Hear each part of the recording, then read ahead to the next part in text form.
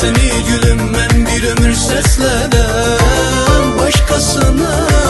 Başkasını ben hiç zaman sevmerem.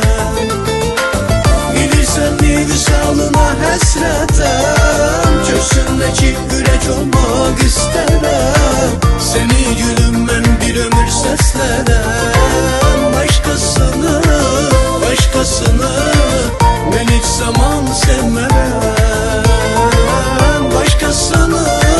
Başkasını ben hiç zaman sevmerem.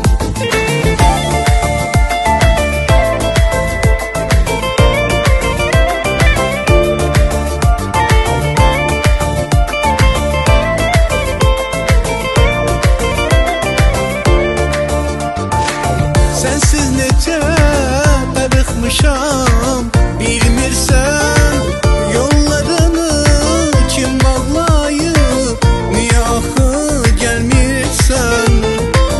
Gören indi sen ardasan neylirsen, can ayrılıp canından sensiz kalabilmirem. Bilirsen mi gel kaydalı günlere, sensiz dözdüm görmelere, son koyak bu kedere. Bilirsen mi visalına hesretem, köşündeki yürek olmak isterim. Seni gülüm ben bir ömür sesledim. Başkasını ben hiç zaman sevmerem.